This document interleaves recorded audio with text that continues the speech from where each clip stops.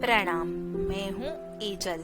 सम्यक साहित्य की YouTube चैनल पर आप सभी का स्वागत है। बुक रीडिंग सीरीज में अभी हम आचार्य श्री गुणरत्न महाराज साहब द्वारा लिखित जैन रामायण पुस्तक का स्वाध्याय कर रहे हैं। अगर आप यह जैन रामायण पुस्तक खरीदना चाहते हो तो इसे संस्कार शक्ति केंद्र की वेबसाइट से प्राप्त कर सकते हो। पुस्तक की बाइंग लिंक आपको डिस्क्रिप्शन बॉक्स में मिल जाएगी। अब तक की कहानी संक्षिप्त में। अब तक हमने देखा सूर्यवंश की शुरुआत तथा राक्षस वंश की स्थापना कब और कैसे हुई, राजा दशरथ का राज्याभिषेक और राजा अन्नरण्य का मोक्ष, निमित्तज्ञ द्वारा रावण के मृत्यु की भविष्यवाणी तथा विभीषण की प्रतिज्ञा। अब आगे। प्रकरण 4, राजा दशरथ और राजा जनक का वनवास। रावण की राज्यसभा में जब विभीषण ने राजा दशरथ और राजा जनक की हत्या करने की प्रतिज्ञा की, उस वक्त वहां नारद जी भी उपस्थित थे। विभीषण की घोषणा सुनकर वे तुरंत ही राजा दशरथ को मिलने के लिए रवाना हो गए। लंका से निकलकर नारद जी सीधे अयोध्या जा पहुँचे।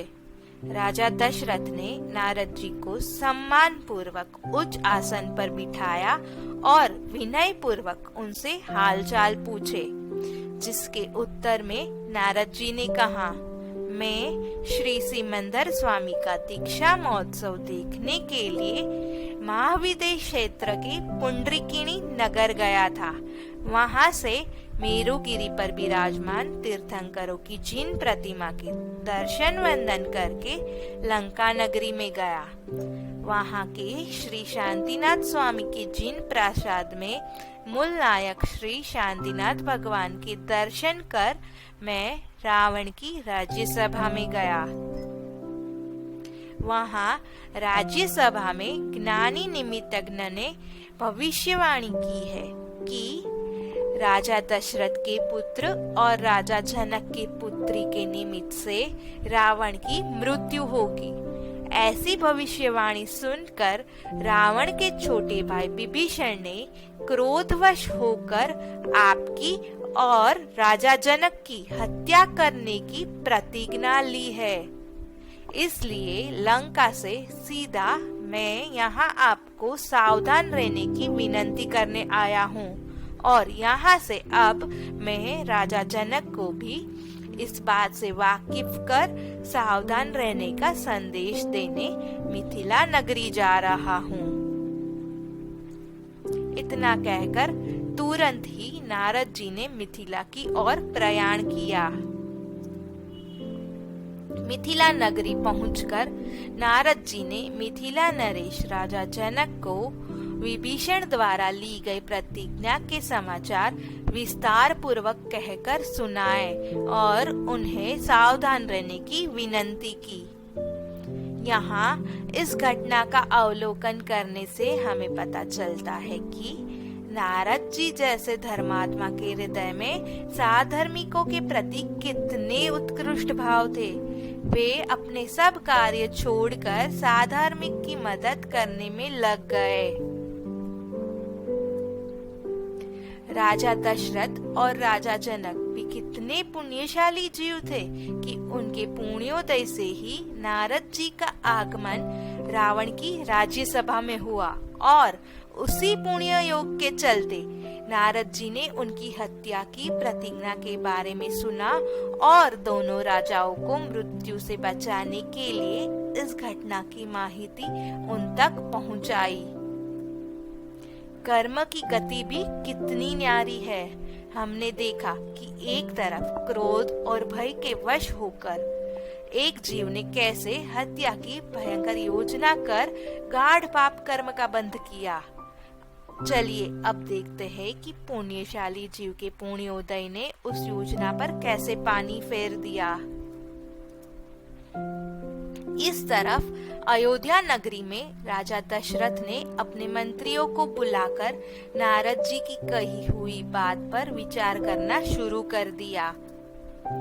चर्चा विचारणा के बाद सभी मंत्रियों ने राजा को सलाह दी कि राक्षस वंश के लोग पराक्रमी है, इस बात में कोई संदेह नहीं है।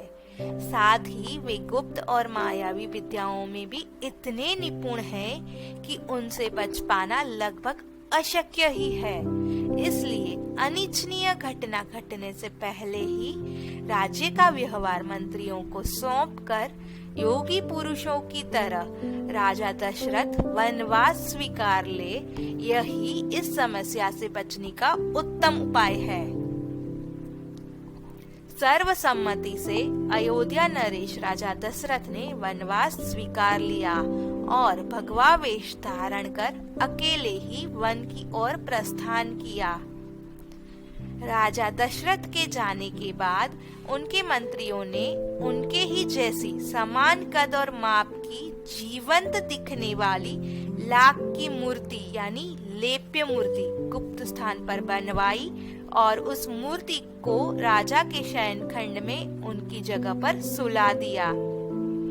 दूसरी तरफ राजा जनक के मंत्रियों ने भी उन्हें वनवास की सलाह दी।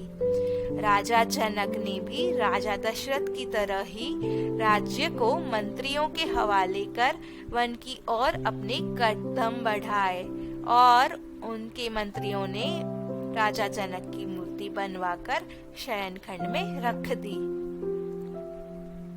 इस तरह पुण्य के योग से राजा दशरथ और राजा जनक को मृत्यु से बचने का मार्ग तो मिल गया, लेकिन साथ ही पाप के उदय से उन्हें अपना राज्य छोड़कर वन में भटकना पड़ा। दोनों राजा योगी की तरह वन में रहने लगे और इस बात की जानकारी उनके मंत्रियों के सिवा किसी को नहीं थी। यहाँ तक कि उनकी रानियों से भी इस बात को गुप्त रखा गया था। यहाँ सोचने वाली बात यह है कि अगर सिर्फ एक भव की मृत्यु से बचने के लिए राज्य का त्याग करना उचित गिना जा सकता है, तो अनंत भव के जन्म और मृत्यु को नजर समक्ष रखकर उससे बचने के लिए सम्यक दृष्टि आत्माओं द्वारा संसार का त्याग सर्वथा योग्य ही है।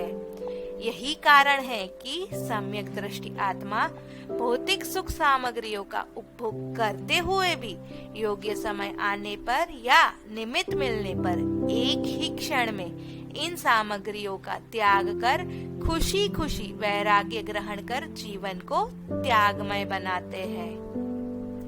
अगर आपको हमारा ये वीडियो पसंद आया है तो इसे अपने कल्याण मित्रों के साथ जरूर शेयर कीजिए और जैन रामायण का आगे का भाग सुनने के लिए सम्यक साहित्य की चैनल को सब्सक्राइब करना मत भूलिए। Thank you for watching.